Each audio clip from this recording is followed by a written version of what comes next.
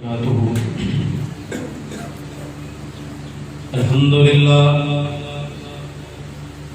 لله نحمده ونستعينه ونستغفره ونعوذ بالله من شرور أنفسنا ومن سيئات أعمالنا ومن يهده الله فلا مضل له ومن يضلله فلا هادي له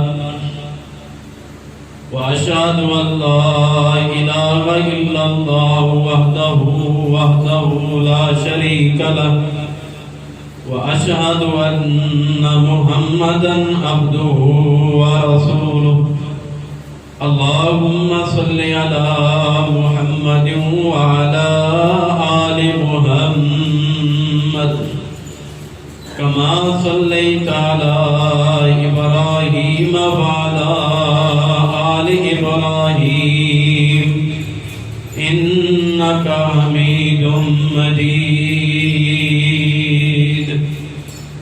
اللهم بارك على محمد وعلى آل محمد كما باركت على إبراهيم وعلى آل إبراهيم إنك حميد مجيد ونعوذ بالله السميع العليم من الشيطان الرجيم بسم الله الرحمن الرحيم يا أيها الذين آمنوا اتقوا الله وقولوا قولا سديدا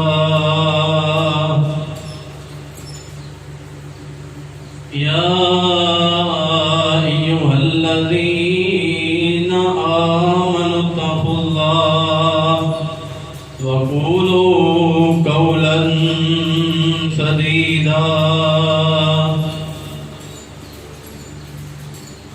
اللہ پاک کی حمد و ثنا کے بعد انگنت لا تعداد درود و سلام سید الانبیاء امام الانبیاء سرور کائنات امام عالم امام دین امام المجاہدین سرور کائنات جناب محمد الرسول اللہ صلی اللہ علیہ وآلہ وسلم کی ذات اقدس کے لیے خاص حضرات دی احباب رمضان المبارک کی آمد ہے۔ میں جو عنوان آپ احباب کے سامنے بیان کرنا چاہتا ہوں، رمضان موسم بہار، جس طرح خزاں کا موسم بہار کا موسم ہوتا ہے اور بہار کے اندر ہر پتا سبز ہو جاتا ہے، اسی طرح اللہ تعالی نے موسموں کی تقسیم کی اور اپنے سالوں میں مہینوں کی بھی تقسیم کی۔ سال میں 12 مہینے، 12 مہینوں میں سے ایک ایسا مہینہ رمضان المبارک، یہ موسم بہار ہے۔ اس میں انسان زیادہ سے زیادہ نیکیاں کر کے اپنے رب کو منا سکتا ہے، اور رمضان کا معنی بھی یہ ہے کہ مٹا دینا، جلا دینا۔ القاموس الوحید کے اندر رمضان کا مادہ رامضہ سے لکھا گیا ہے اور اس کا معنی جلانا اور مٹانا بتلایا گیا ہے۔ یعنی رمضان انسان کے گناہوں کو مٹانے آتا ہے، رمضان انسان کی غلطیوں کو مٹانے آتا ہے، رمضان گناہوں کو جلانے آتا ہے۔ تو اسی طرح امام دوری رحمہ اللہ نے اپنی تفسیر لکھتے ہوئے یہ فرمایا ہے کہ رمضان اور رمضان کے آنے کی وجہ تسمیہ کیا ہے کہ اللہ تعالیٰ نے باقی مہینوں کے بھی نام رکھے اور بتلائے ہیں، لیکن ماہ رمضان کو نام کیوں رکھا ہے، اس کو باقی مہینوں سے فوقیت کیوں دی ہے؟ رمضان سے قبل اس الفاظ کو دیکھیں اور غور کریں تو آمد استقبال، رمضان کی آمد کا مطلب سمجھ میں آ جاتا ہے۔ رمضان شروع کے اندر راہ ہے اور راہ سے مراد رحمت ہے۔ امام دوری رحمہ اللہ فرماتے ہیں راہ سے مراد رحمت ہے، اور رحمت کیسی ہے کہ اللہ تعالی اتنی بڑی کائنات کو بنانے والے، دنیا کائنات میں کتنی مخلوقات ہیں، ان تک رزق پہنچانے والے، زمین کی تہوں کے نیچے بھی اگر کوئی جانور زندگی بسر کرتا ہے، زمین کی سطح کے اوپر بھی کوئی جانور، کوئی چرند، کوئی پرند زندگی بسر کرتا ہے، اس کا خالق اور مالک اللہ تعالیٰ ہے۔ اللہ تعالیٰ نے رحمت کا معاملہ کیا ہے کہ ساری کائنات کو انسان کے لیے بنایا ہے۔ کوئی ایسی چیز دیکھ لے کہ جو اللہ تعالیٰ نے بیکار پیدا کی ہو، ایسی چیز معلوم نہیں ہوتی۔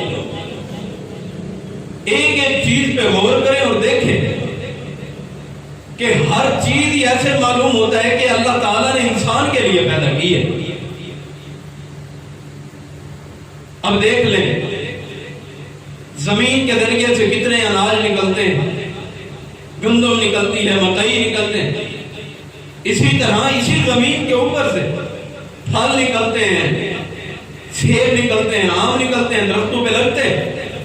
یہ زمین کی تقویت کے ذریعے دیگر پھل، دیگر سبزیاں، ان تمام کو اللہ تعالیٰ نے پیدا کیا، اور ان تمام کے پیدا کرنے کا مقصد اور مطلب کیا ہے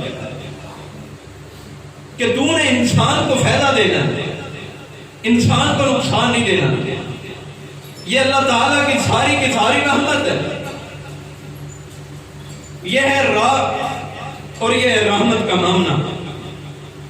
اور آگے راہ کے آگے جو لفظ آتا ہے، راہ کے جو آگے حرف آتا ہے وہ میم ہے، اور میم سے کیا مراد ہے؟ میم سے مراد اللہ تعالیٰ کی محبت ہے، اللہ تعالیٰ کا پیار ہے۔ اللہ تعالیٰ کی محبت کیسی محبت ہے؟ اللہ تعالیٰ نے محبت کے 100 حصے قائم کیے، صحیح بخاری میں روایت ہے۔ 99 درجہ محبت کے اپنے پاس رکھ لیے، اور 1 درجہ محبت کا جانوروں کو بھی دیا، انسانوں کو بھی دیا، چرند کو بھی دیا، حشرات، کیڑے مکوڑوں کو بھی دیا۔ اب شیر کتنا درندہ جانور ہے، یہ گوشت خور جانور ہے، لیکن جب یہ اپنے بچے کو اپنے منہ کے ذریعے اٹھاتا ہے تو بچے کو تکلیف نہیں ہوتی۔ یہ ہے محبت کا معاملہ۔ اور ایک ماں اپنے بچے سے کتنی محبت کرتی ہے، ایک بچے کو اپنی ماں سے کیا محبت اور کیا پیار ہوتا ہے، بہن بھائیوں کا آپس میں پیار، دوستوں کا پیار، رشتہ داروں کی محبت، اور اسی محبت کی وجہ سے، اسی پیار کی وجہ سے قرآن پاک میں ایک سورت کا نام اللہ تعالیٰ نے صرف اسی محبت کی بنیاد پر رکھا ہے، اور محبت انسانوں کی نہیں، محبت ایک چونٹی کی ہے۔ سورت النمل، اللہ تعالیٰ نے اس سورت نمل رکھنے کا نام اور وجہ تسمیہ کیا ہے؟ اس سورت کا نام سورت نمل کیوں رکھا ہے؟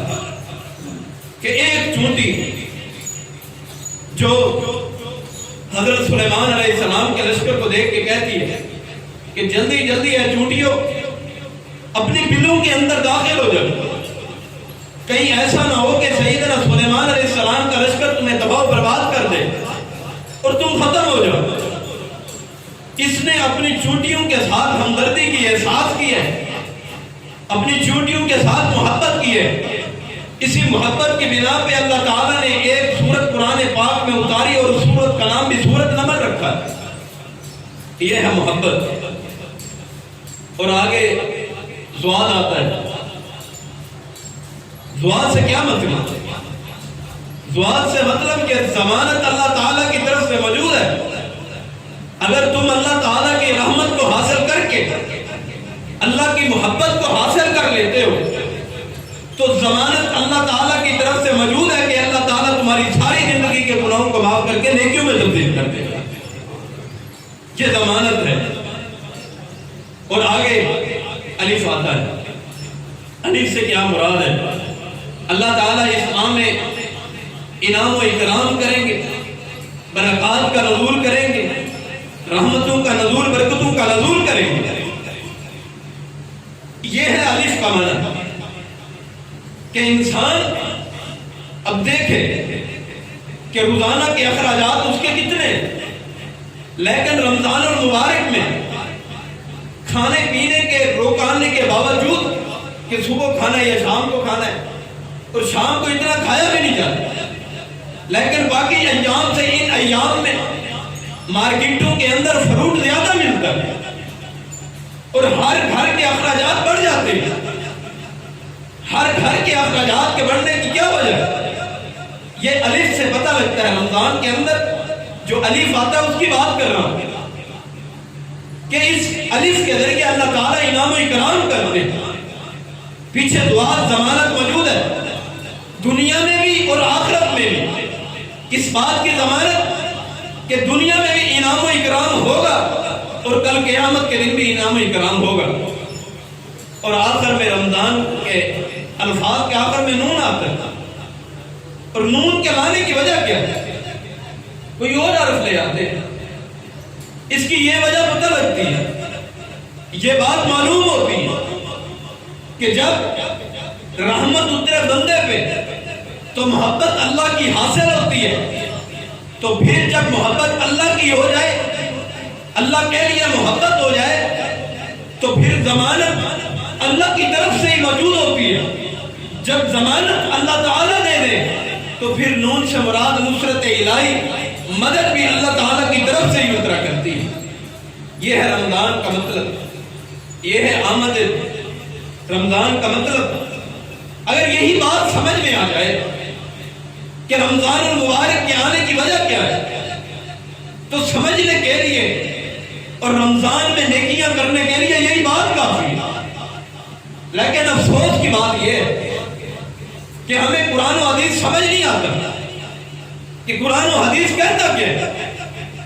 جو قرآن و حدیث کہے گا ہم نے اس کے برخلاف چلنا ہے۔ ہمارا مشن بن چکا ہے کہ جو قرآن کہتے ہیں ہم وہ نہیں مانتے، جو حدیث کہتی ہے ہم وہ نہیں مانتے۔ کلمہ پڑھتے ہیں لا الہ الا اللہ محمد رسول اللہ صلی اللہ علیہ وسلم، لیکن عمل کتنا کرتے ہیں؟ نام نہاد مسلمان ہیں، کون سا عمل کرتے ہیں؟ جو لا الہ الا اللہ محمد رسول اللہ صلی اللہ علیہ وسلم کے دائرے کے اندر ہو، جو قرآن کی اطاعت کے اندر ہو، مصطفیٰ صلی اللہ علیہ وسلم کی فرما برداری کے اندر ہو۔ اور رمضان یہ ایک دفعہ رمضان نہیں آ رہا، ہماری زندگی میں کتنی دفعہ رمضان آیا ہے۔ رمضان کا مطلب کیا ہے؟ سیدنا ابو ہریرہ رضی اللہ تعالیٰ عنہ فرماتے ہیں کہ رسول اللہ صلی اللہ علیہ وسلم نے فرمایا کہ جو بندہ رمضان المبارک کو پالے، اس رمضان المبارک میں جہنم کے تمام دروازے بند کر دیے جاتے ہیں، جہنم کے تمام بند ہے، جنت کے تمام دروازے کھول دیے جاتے ہیں۔ اور فرمایا ایسا انسان بدبخت انسان ہے، ایسا انسان بدنصیب انسان ہے جس کی زندگی کے اندر ماہ رمضان آئے اور وہ اللہ تعالیٰ کو راضی نہ کر لے۔ ایسے بندے کی زندگی فضول اور بیکار ہے، ایسا بندہ بدبخت ہے۔ اور ہماری زندگی کے اندر کتنی دفعہ رمضان آیا ہے، صرف ہمارے جذبات ہوتے ہیں، رمضان آ رہا ہے، ہمارے جذبات کیا ہوتے ہیں؟ مساجد بھر جاتی ہے، نفل و نوافل قرآن کی تلاوت عام ہو جاتی ہے، یہ ہمارا جوش ہوتا ہے۔ یہ رمضان کا احترام نہیں کرتے، یہ ہمارا جوش ہے۔ رمضان کا مطلب کیا ہے؟ ایک ماہ ٹریننگ کا مطلب کیا ہے؟ کہ 11 ماہ تم اللہ تعالیٰ کی اطاعت کے اندر رہو جیسے تم ایک ماہ کے اندر رہتے ہو۔ لیکن ہمارا کیا وتیرہ ہوتا ہے؟ رمضان المبارک کے گزرنے کی دیر ہوتی ہے، عید کا چاند نظر آنے کی دیر ہوتی ہے، ہم ہی وہ مسلمان ہیں جو کلمہ پڑھتے ہیں، ہندو تو نہیں، عیسائی تو نہیں، سکھ تو نہیں، مجوسی تو نہیں، ہم کافر تو نہیں۔ سب سے پہلے ہم حجام پہ بیٹھے ہوتے ہیں اور داڑھی کو قتل کرواتے ہیں۔ اور کیا کرتے ہیں؟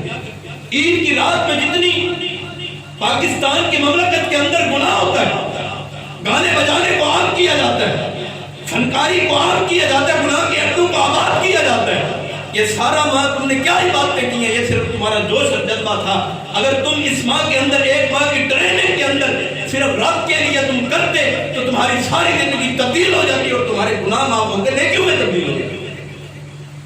اور حضرت جبرائیل علیہ السلام وہی لے کے آئے اور فرمایا آقا جی آج میں بد دعا کروں گا۔ محمد رسول اللہ صلی اللہ علیہ وسلم سے فرمایا میں بد دعا کروں گا، آپ نے آمین کہنا ہے۔ فرمایا ٹھیک ہے۔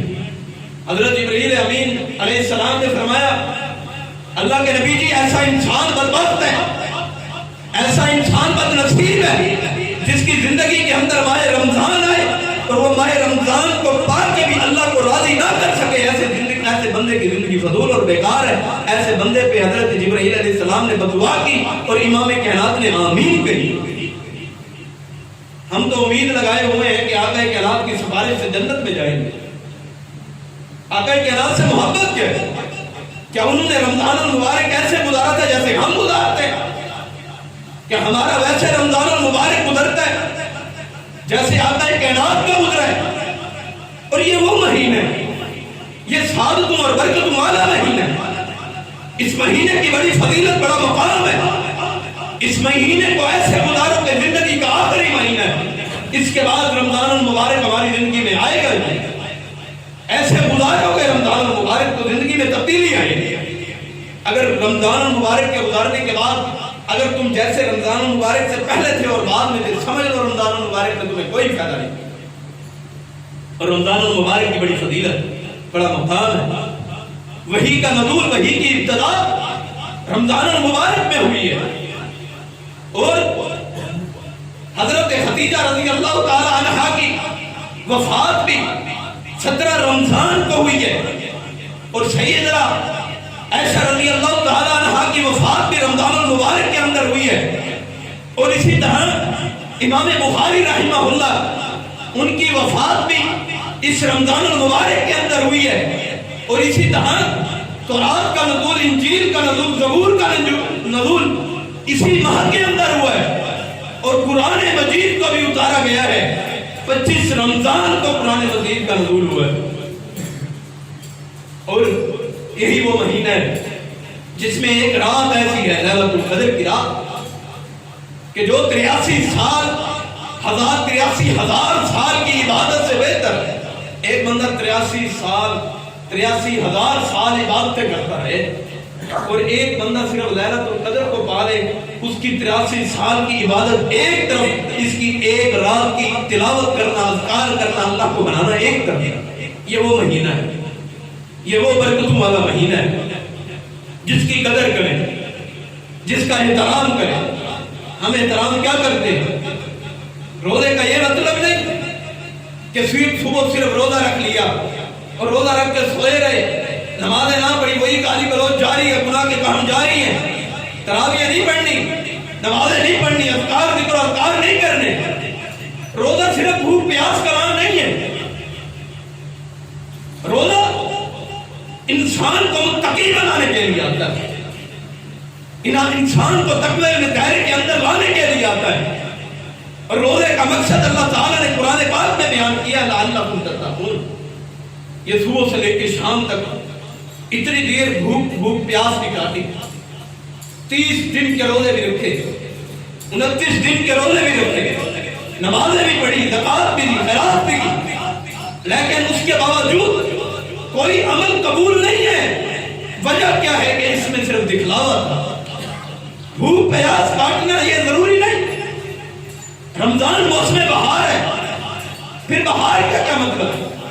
حضرات، قرآن روحانی غذا ہے بندے، قرآن کو پڑھے بندہ ٹھنڈک پہنچتی ہے دل کے اندر، حدیث مصطفیٰ کو پڑھے دل کے اندر ٹھنڈک پہنچتی ہے، پیاسیں ختم ہوتی ہیں، بھوک ختم ہوتی ہے، ہمارے اندر یہ جذبات اور یہ پیار اور محبت کی نام کی چیز باقی نہیں رہ گئی۔ ہم کہتے ہیں صرف کھانا پینا ہو، وہی ہمارے لیے بھوک اور پیاس کو ختم کرے گا۔ صحابہ کرام کو گٹھلیاں چوس کے بھی اللہ تعالیٰ کا ذکر و اذکار کیا کرتے تھے۔ بتلاؤ وہ انہوں نے کیسے زندگی بسر کی ہے؟ انہوں نے قرآن پڑھ کے، حدیث پڑھ کے، محمد رسول اللہ صلی اللہ علیہ وسلم سے محبت کو قائم کر کے انہوں نے زندگی گزاری۔ یہ دنیا کا مال ادھر رہ جائے گا۔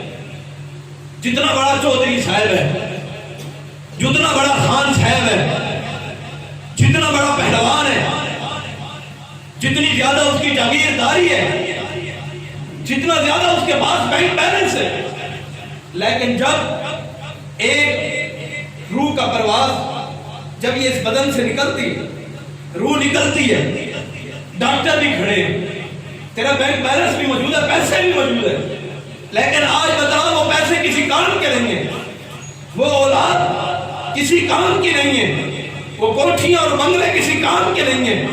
کیوں؟ یہ کام کے اس وقت تھے کہ جب تیری زندگی تھی۔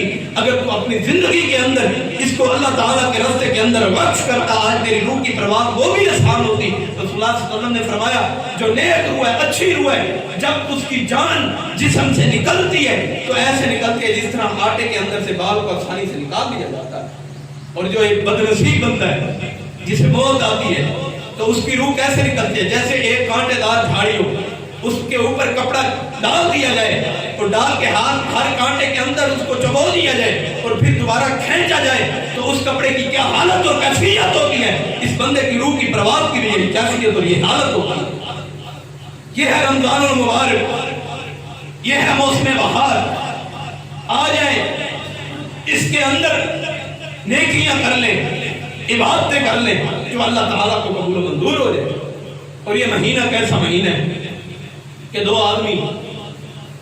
ایک آدمی دو آپس میں دوست تھے، ایک آدمی شہید ہو جاتا ہے، اللہ کے راستے میں شہید ہو جاتا ہے۔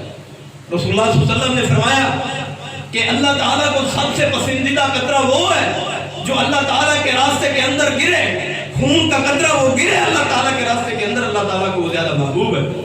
آپ بتلائیں، خون کی بات نہیں کرتا، ہم نے کوئی ایک پسینے کا قطرہ اللہ کے لیے گرایا ہو ساری زندگی میں؟ خون تو دور کی بات ہے، ایک پسینے کا قطرہ بھی نہیں گرا سکے۔ زندگی گزارنے کا مقصد سمجھے، آمد رمضان کا مقصد سمجھے، اس میں اپنے پسینوں کو زمین پہ گرائے، پیشانی کو زمین پہ جھکا دے۔ خدا کی قسم اللہ تعالیٰ کے حبیب جناب محمد صلی اللہ علیہ وسلم نے فرمایا جب میرا بندہ میرے سامنے ہاتھوں کا کشکول بنا کے پیش کرتا ہے اور کہتا ہے اللہ میں گنہگار اور سیاہکار تیرے دربار کے اندر گناہوں کا بوجھ اٹھا کے آ گیا ہوں، اللہ ساری زندگی گناہوں کے سوا اور کوئی چیز نہیں ہے، اللہ تیری رحمت کا سوال کرتا ہوں، اللہ تیری محبت کا سوال کرتا ہوں، اپنی محبت کے بلبوتے میری ساری زندگی کے گناہوں کو معاف کر دے۔ حبیب کائنات نے فرمایا اللہ تعالیٰ جب یہ بندہ اپنے آنکھوں سے آنسو بہاتا ہے، اس کا آنکھوں سے یہ آنسو سے قطرہ بہایا ہوا یہ آنسو کا قطرہ زمین میں بات کو گرتا ہے، اللہ تعالیٰ اس کی ساری زندگی کے گناہوں کو پہلے معاف کروا دیتے ہیں۔ یہ ہے رمضان جس میں ہم نے اللہ تعالیٰ کی محبت کو حاصل کرنا ہے، جس میں ہم نے اللہ تعالیٰ کے پیار کو حاصل کرنا ہے۔ اور یہ ہے شہید کا مقام۔ فرمایا ایک دوسرا بندہ، ایک دوست شہید ہو گیا اللہ کے راستے کے اندر، اور دوسرا بندہ اس نے آگے زندگی پائی، اور سیدنا طلحہ رضی اللہ تعالیٰ عنہ کو خواب ہے، یہ بھی اللہ کو پیارے ہو گئے، دوسرا ساتھی اللہ کو پیارے ہو گئے۔ خواب آیا کہ اس شہید سے بھی بڑھ کے دوسرا بندہ اس سے آگے نکل گیا. صحابہ کرام پریشان ہو گئے. آقا کائنات نے تو یہ الفاظ کہے تھے لیکن یہ خواب الٹ آ گیا ہے کہ یہ دوسرا بندہ جو شہید نہیں ہوا, جس نے طبی وفات پائی ہے, فوت ہوا ہے, تو وہ بندہ نیکیوں میں اس سے بڑھ گیا ہے. جب آقا کائنات کے سامنے یہ معاملہ لایا گیا, فرمایا اس بندے کی زندگی کے اندر رمضان المبارک آیا تھا, اس بندے نے رمضان المبارک میں آ کے اتنی نیکیاں کی ہیں کہ یہ شہید کے مقام سے بھی زیادہ افضل اور اونچا ہو گیا. یہ ہے رمضان, یہ ہے رمضان کی برکات, یہ ہے رمضان کی محبت, اور یہ ہے رمضان کا پیار جس بندے کو حاصل ہو جائے. بہت ہی کم بندے ایسے ہیں جو رمضان المبارک کا حیا کرتے ہیں. ہم رمضان المبارک کا حیا کتنا کرتے ہیں, کتنی قدر کرتے ہیں, ہمارے دلوں کے اندر کتنی اہمیت رمضان المبارک. ابھی بتلاتا ہوں. ایک چھوٹا سا بچہ ہے جسے روزے رکھنے کا صرف شوق ہے. ہم تو جوانی میں کہتے ہیں یار کمزوری آ جائے گی روزے نہ رکھو, کام کاج کرنے ہیں, دیہاتوں کے اندر گرمی میں کام کرتے ہیں. اس کی بھی مثال دیتا ہوں حدیث سے. اور پہلے یہ بات سمجھیں کہ ایک چھوٹا سا بچہ, ماں اسے روزہ نہیں رکھواتی, لیکن صبح زبردستی اٹھ کے کوئی نہ کوئی چیز کھا لیتا ہے, کھانا کھا لیتا ہے. جب دوپہر ہوتی ہے ماں اپنے بیٹے کو دیکھتی ہے کہ کس طرح نڈال ہو رہا ہے, چھوٹا سا بچہ ہے, لیکن اللہ کی محبت اس کے دل کے اندر کتنی ہے اس کا اندازہ لگائیں. اور دیکھیں ماں روٹی پکا کے دیتی ہے, ایک کمرے میں لے جاتی ہے, کہتی ہے بیٹا آپ کے بھائی نہیں دیکھ رہے, آپ کے چچا ماموں تایا جان نہیں دیکھ رہے, آپ کے رشتہ دار دوست احباب نہیں دیکھ رہے, آپ کا روزہ ہے, آپ چرکو روزہ رکھ لو. ماں کھانا دیتی ہے, وہ بچہ سامنے بیٹھا ہوتا ہے, چھوٹا سا بچہ ہے جسے سمجھ اور بوجھ نہیں, چھوٹا سا بچہ ہے, اس کی زبان سے کیا جواب ہوتے ہیں کہ وہ اللہ تو مجھے دیکھ رہا ہے, اگر میں نے کھانا کھا لیا تو میرا روزہ ٹوٹ جائے. یہ چھوٹے بچے کا عالم. اور ہمارا عالم کیا ہے؟ ایک چھوٹا سا بچہ جس کے دل میں کوئی نیکی نہیں ہے, جو گناہ کرے گناہ نہیں لکھا رہ جاتا, وہ اتنی نیکیاں کرتا ہے, اور ہم جوانی کے اندر اتنی سیاکاریاں کرتے ہیں, اتنی بدکاریاں کرتے ہیں. اپنے آپ کو اس دائرے کے اندر لائیں کہ اللہ کو پیارے لگنے لگتے ہیں. اگر کہیں اب کسی دفتر کے اندر جائیں نا, کیمرہ لگا ہوتا ہے, نیچے لکھا ہوتا ہے کہ کیمرے کی آنکھ آپ کو دیکھ رہی ہے, تو ہم سمجھ کے چلتے ہیں یار کوئی ایسی حرکت نہ ہو جائے جس کی وجہ سے بدنامی کا سبب ہے. اگر ایسے ہو جائے کہ بندہ یوں کہے کہ یار آپ کی تصویر بنانی ہے, تو بندہ فوراً جیسے کپڑے ہوں گے یوں نہیں کہے گا یار منہ ہاتھ کو دھو لینے دو, نہیں کہے گا, بلکہ کہے گا سیدھا دھو لینے دو, اپنے کپڑوں کو درست کرے گا, صحیح کرے گا, میری تصویر سب سے اچھی بنے. کیوں؟ یہ لوگوں کے سامنے جائے. حضرات لوگوں کو سامنے جانے کے لیے ایک اچھا روپ ہوتا ہے, اور رب کے سامنے جانے کے لیے گندا روپ اپناتے ہو. کیمرے کی آنکھ دیکھ رہی ہے, کیا اللہ نہیں دیکھ رہا؟ تنہائی کے اندر سیاکاریاں بدکاریاں کرتے ہو, کیمرے کی آنکھ سے ڈرتے ہو, دنیا کی آنکھ سے ڈرتے ہو, اللہ سے نہیں ڈرتے. اتنی بڑی بغاوت پہ آ چکے ہو, اتنی بڑی نافرمانیوں پہ آ چکے ہو. چھوڑو ان نافرمانیوں کو, رمضان المبارک آ رہا ہے, استقبال کرو رمضان المبارک کا. پتہ لگ جائے کہ ہماری زندگی کو تبدیل کرنے کے لیے ہمارے رمضان آیا ہے. حضرات یہ تو بات ہوئی ہے چھوٹے بچے کی اور کیمرے, جو ہم روزے چھوڑتے ہیں صرف اس لیے کہ ہم نے دھوپ میں کام کرنا ہے, کھیتی باڑی کرنی ہے, روزے اس لیے چھوڑتے ہیں. ایک صحابی حضرت عبداللہ بن عمر رضی اللہ تعالیٰ عنہ فرماتے ہیں کہ میرے ساتھ میرا ایک غلام ہے. واقعہ مختصر کہ ہم ایک جگہ پہ گئے, ہم نے اپنے دسترخوان کھانے کو کھولا, اور ایک چرواہ بکریوں کو چروا رہا ہے. پتھریلی زمین اور عرب کی گرمی, پاکستان کی گرمی سے کئی شدت گنا, کئی زیادہ گنا عرب کی گرمی ہے. اور عرب میں پہاڑوں کے اوپر, تپتی ریت کے اوپر, اور پاؤں میں جوتے نہیں ہیں. حضرت عبداللہ بن عمر رضی اللہ عنہ نے اپنے غلام کو کہا کہ اس کو بلاؤ. چرواہے کو بلایا گیا اور کہا کہ اے پیارے تو ایسے کر, تیرے پاس اتنی بکری ہیں, تو ایک بکری ہمیں دے. ہمارے اندر تو بے ایمانی کوٹ کوٹ کے بھر دی گئی ہے نا, اب ایمانداری دے. ایک چرواہے غریب انسان ہے, لیکن اللہ تعالیٰ کا ڈر اور خوف کتنا ہے, اللہ تعالیٰ کی محبت اور پیار کتنا ہے. کہتے ہیں کہ یار حضرت عبداللہ بن عمر رضی اللہ تعالیٰ عنہ فرماتے ہیں کہ یار آپ ایک بکری دے دو، آپ کو ہم پیسے دے دیتے ہیں. کہنے لگے نہیں، یہ بکریاں میری نہیں ہیں، یہ بکریاں میرے مالک کی ہیں. حضرت عبداللہ بن عمر رضی اللہ تعالیٰ عنہ نے اور چیک کرنا چاہا، کہا کہ آپ اپنے مالک کو اس طرح کہہ دینا کہ بکریوں کو چرا رہا تھا کہ ایک بھیڑیا آیا اور بکری کو اٹھا کے لے گیا اور کھا گیا. آپ کہہ دینا آپ کو رقم دیں گے، آپ اپنے گھر میں جا کے بیوی بچوں کو کھلانا، آپ کا ذریعہ معاش اچھا ہو جائے گا. حضرت عبداللہ بن عمر رضی اللہ تعالیٰ عنہ فرماتے ہیں رونے لگ گئے. یہ چرواہ رونے لگ گیا اور کہنے لگ گیا کہ این اللہ، این اللہ، آج میں آپ کو بکری دے دوں اور اپنے مالک کو جھوٹ بول دوں، اپنے مالک کے سامنے غلط بیانی کر دوں، لیکن میرا اللہ تو مجھے دیکھ رہا ہے. یہ ہے ایمان، یہ ہے تقوی. حضرت عبداللہ بن عمر رضی اللہ تعالیٰ نے فرمایا اچھا یار بکری نہ دو، آپ اس طرح کرو کہ آپ ہمارے ساتھ کھانا کھا لو. فرمایا نہیں، انا صائم ہوں، میں روزے دار ہوں، میں نے روزہ رکھا ہوا ہے، فرضی نہیں نفلی روزہ رکھا ہوا ہے، میں نے نفلی روزہ رکھا ہوا ہے. حضرت عبداللہ بن عمر رضی اللہ تعالیٰ عنہ رونے لگے کہ تو اتنا بڑا اللہ کا پیارا، اتنی زیادہ محبت کرنے والا ہے. اس چرواہے کو لیا اور بکریوں کو لے کے اس کے مالک کے پاس جا کے پہنچے اور کہا کہ یہ غلامی کے قابل نہیں ہے، یہ اللہ کا غلام ہے، تو نے اسے غلام بنا کے رکھا ہوا ہے. کتنی تیری بکریاں حساب کر، جتنا مال و دولت بنتا ہے، جتنے پیسے بنتے ہیں میں تجھے دیتا ہوں، اس غلام کو بھی آزاد کر دے اور اس تمام بکریوں کے اس چرواہے کو اس بکریوں کا مالک بنا دے. حضرت عبداللہ بن عمر رضی اللہ عنہ نے پیسے دیے اور یہ چرواہا مالک بن گیا اور آزاد ہو گیا اور کہا کہ ساری زندگی اب جا اللہ کی بات کرنا. یہ ہے ایمانداری، یہ ہے رحمت کو حاصل کرنا، یہ ہے برکت کو حاصل کرنا. ہمارے اندر ایمانداری کتنی ہے؟ کسی کے دانے تھوڑے سے پڑے ہو نا، ہم اپنا توڑا لائے ہو، اپنا بیٹا لائے ہو، ہم کہتے ہیں کہ تھوڑا سا ہمارے اندر آ جائے، ہمارے اندر آ جائے. پیٹ کے لیے یہ کچھ کرتے ہو، کیا لوگوں سے چھپ گئے ہو؟ کیا رحمان سے کب چھپو؟ رحمان تو دیکھ رہا ہے. یہ چند دانے تمہیں جہنم میں لے کے چلے جائیں گے. ایسی چوری نہ کرو جو تمہیں سیاکاری کی طرف لے کے چلی جائے، تمہیں بدکاری کی طرف لے کے چلی جائے. اور رسول اللہ صلی اللہ علیہ وسلم نے فرمایا رمضان المبارک جب آتا ہے تو اللہ تعالیٰ کی طرف سے ایک منادی کی جاتی ہے، اللہ فرشتے کو بھیجتے ہیں کہ اے خیر کو اپنانے والے، اے خیر کو اپنانے والے، آ جاؤ اللہ کی طرف، آ جاؤ اللہ کی طرف. اور جو بغاوت کرنے والے، سرکشیاں کرنے والے، اب اللہ تعالیٰ کی بغاوت کو چھوڑ دو. یہ مہینہ رمضان المبارک یہ جہنم سے آزادی کا مہینہ ہے. یہ مہینہ ہے، اس کے اندر قدر کرے رمضان المبارک کہ کیسے گزارنا ہے. ایک وظیفہ بتلاتا ہوں.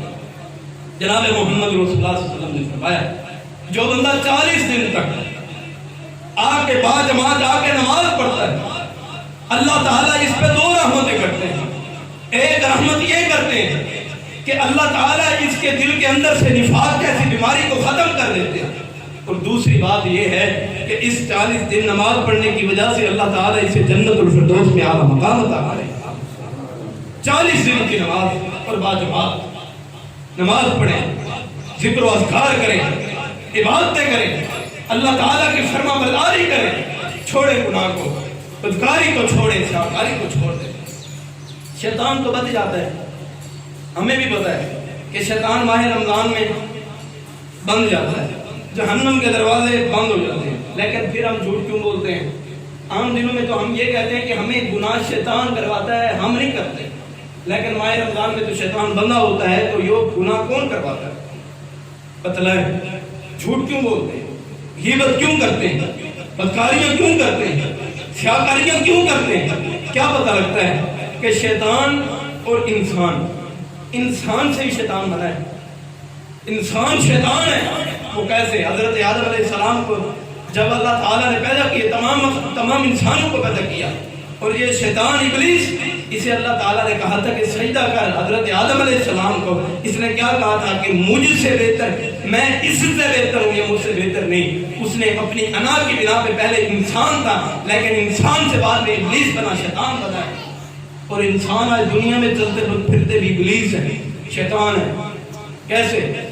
جو اللہ تعالیٰ کی بات نہیں کرتے، سیاکاریاں نہیں کرتے. یار انسان بنو، شیطان بندہ ہوا ہے، شیطان بن چکا ہے، جہنم کے دروازے بند ہو چکے ہیں، لیکن اللہ تعالیٰ کی رحمتوں کے دروازے کھل چکے ہیں.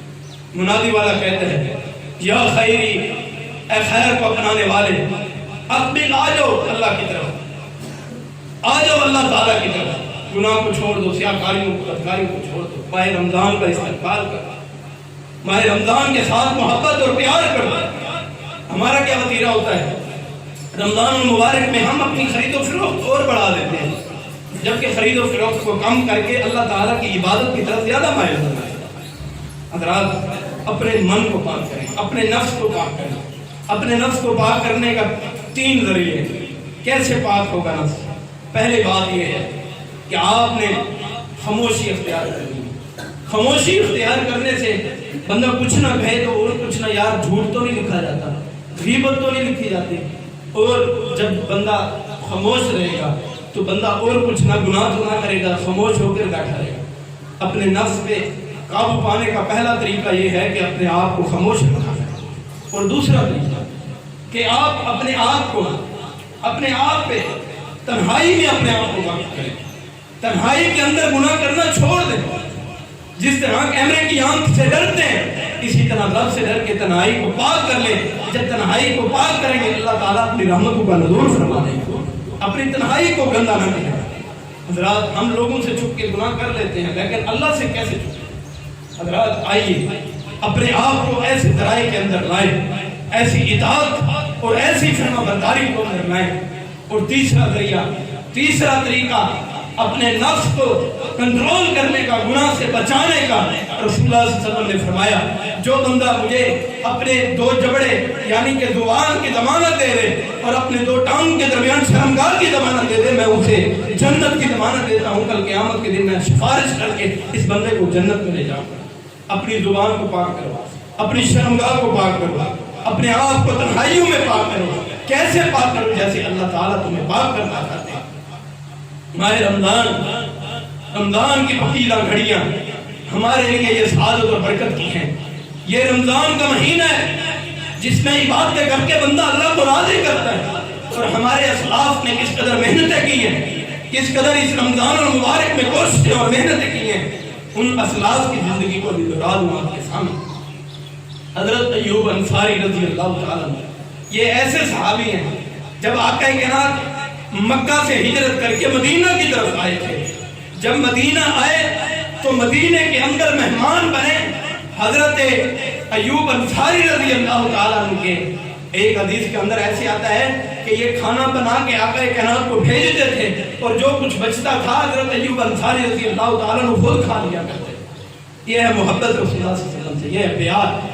لیکن سنا کہ ایک روایت حضرت عقبہ بن عامر رضی اللہ تعالیٰ عنہ سے مروی ہے، یہ مدینہ کے اندر ہے، اور حضرت عقبہ بن عامر رضی اللہ تعالیٰ عنہ مصر کے اندر ہے، بوڑھے ہو چکے ہیں۔ اپنی اونٹنی کو نکالا اور بیٹھے 6 مہینے کا صبر کیا، 6 مہینے کا صبر کیا صرف ایک حدیث کے لیے کہ آقا کائنات کی وہ حدیث، وہ پتہ ہے حدیث کیا ہے؟ حضرت ایوب انصاری رضی اللہ تعالیٰ عنہ کو بھی کہتے ہیں کہ میں اس غرض کے لیے جا رہا ہوں کہ حضرت عقبہ بن عامر رضی اللہ تعالیٰ عنہ نے خود وہ حدیث رسول اللہ صلی اللہ علیہ وسلم سے سنی ہے۔ آقا کائنات جب بول رہے تھے اپنے ہونٹوں کو جنبش دے رہے تھے کہ حضرت عقبہ بن عامر رضی اللہ تعالیٰ عنہ دیکھ رہے تھے، سن رہے تھے۔ 6 مہینے کا صبر کیا ہے، 6 مہینے کا صبر کیا صرف ایک حدیث کے لیے۔ ہم نے ایک دن کا صبر کیا دن کے لیے نہیں، ہمیں توفیق نہیں ہو گئی۔ ہم مساجد میں ایک ہفتے کے بعد جمعہ کی نماز پڑھنے آ جائیں تو ہم فخر کرتے ہیں، ہم تکبر کرتے ہیں، آج میں نے جمعہ پڑھ کے آیا ہوں، اب میں نے جمعے کی نماز پڑھی ہے۔ حضرات آئیے اپنے آپ کو دین کے راستے پہ واپس کیجئے، اپنے آپ کو دین کے دائرے کے اندر لائیے، ماہ رمضان کی قدر کیجئے، اس موسم بہار کی قدر کیجئے۔ یہ بہار لگنے لگی ہے، آپ کو بتلاتا ہوں۔ 6 مہینے کا صبر کیا۔ مصر کوئی ایک قصبہ نہیں ہے، کوئی ایک بستی نہیں ہے، بہت بڑا شہر ہے۔ جس طرح پاکستان ایک شہر ہے، اس سے کئی بڑا مصر شہر ہے۔ تو حضرت ایوب انصاری رضی اللہ تعالیٰ عنہ رک رک کے بندوں سے پوچھتے ہیں کیا آپ نے حضرت عقبہ بن عامر رضی اللہ تعالیٰ عنہ کو دیکھا؟ فرمایا نہیں، میں نے نہیں دیکھا، میں نے نہیں دیکھا۔ اس طرح تلاش کرتے کرتے ایک ایسے محلے میں پہنچ گئے، ایک ایسی بستی کے اندر پہنچ گئے۔ ایک آدمی کو جا کے ملے اور کہا کہ یا حضرت عقبہ بن عامر رضی اللہ تعالیٰ عنہ کو جانتا ہے؟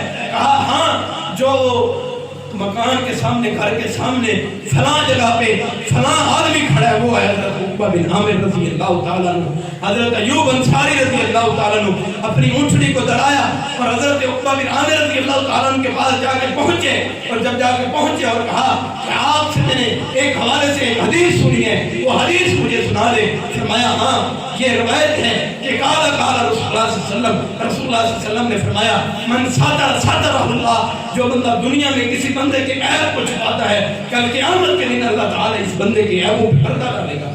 یہ روایت سنی، اونٹنی پہ بیٹھے ہوئے ہیں، 6 مہینے کا سفر کیا ہے، کتنی تھکاوٹ ہوگی، اور اونٹ کا سفر کتنے دھکے لگتے ہیں، کیسے اپنے آپ کو اوپر کنٹرول کر کے بیٹھنا ہوتا ہے۔ 6 مہینے سفر کیے ہیں، نیچے نہیں اترے۔ جب حدیث سنی، حدیث سننے کے بعد حضرت ایوب انصاری رضی اللہ تعالیٰ عنہ آگے چلنے لگ گئے، اپنی اونٹنی کی مہارت پکڑ کے آگے جب کرنے لگے، حضرت عقبہ بن عامر رضی اللہ تعالیٰ عنہ فرماتے ہیں بتلاؤ تو صحیح آپ کون ہو؟ فرمایا کہ میں تیرا ایک مسلمان ساتھی ہوں، میں مسلمان بھائی ہوں۔ کہا تو میرا نام پوچھ کے کیا کرے گا، میرے نام کو چھپا رہنے دے، اس رات کو چھپا رہنے دے۔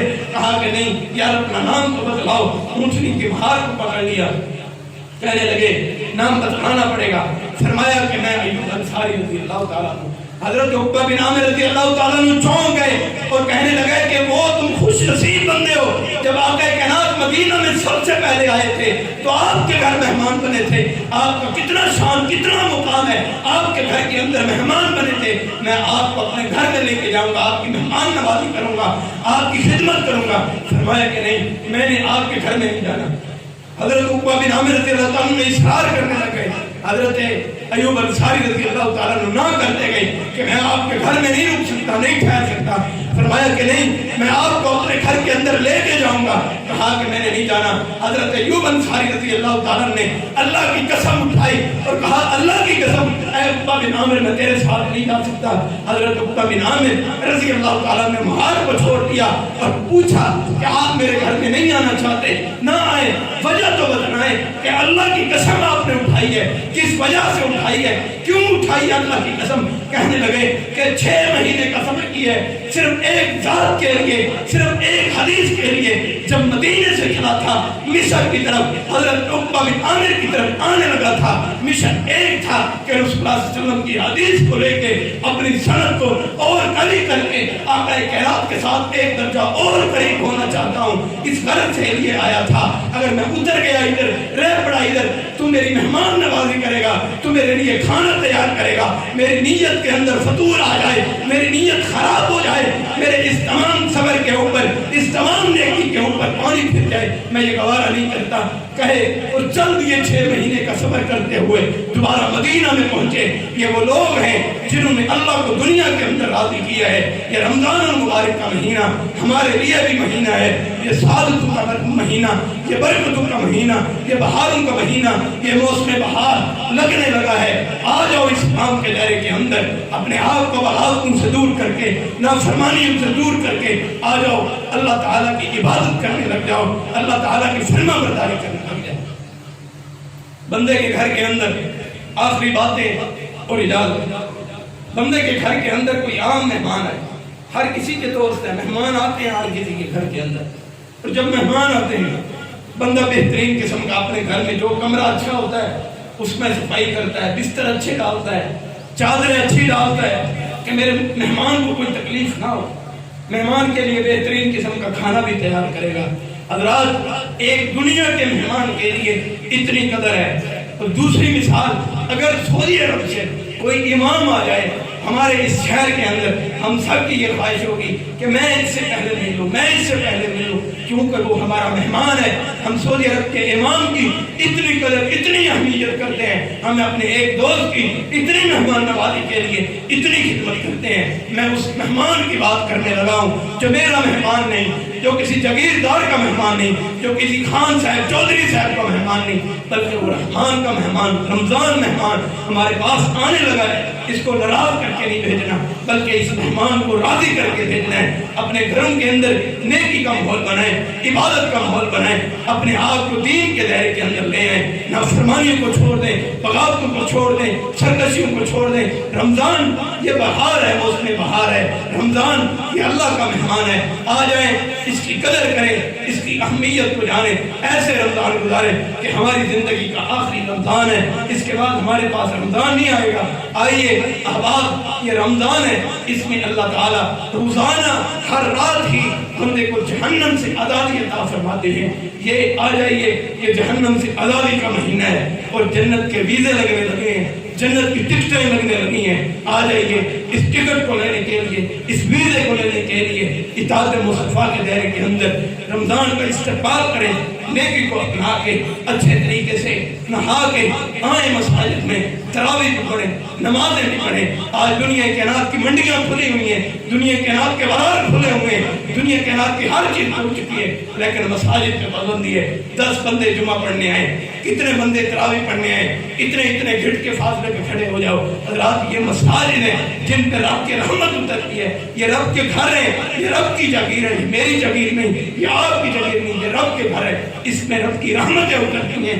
آئے نماز بھی پڑھیں، اذکار بھی کریں، اپنے آپ کو تلاوت کے دائرے کے اندر لائیں، اپنے آپ کو تراویح کے دائرے کے اندر لائیں، روزے بھی رکھیں، نمازیں بھی پڑھیں، تراویح کو بھی قائم کریں۔ اللہ سے دعا ہے کہ اللہ تعالیٰ صحیح معنی کے اندر ہمیں رمضان کا استقبال کرنے کی توفیق نصیب فرمائے اور اس موسم بہار میں اپنے آپ کو اس بہار سے صحیح طرح مستفید ہونے کی توفیق نصیب فرمائے۔ جو کچھ بیان کیا اللہ تعالیٰ ہم سب کو صحیح معنی میں اس پر عمل کرنے کی توفیق نصیب فرمائے۔ وآخر دعوانا الحمد للہ رب العالمین۔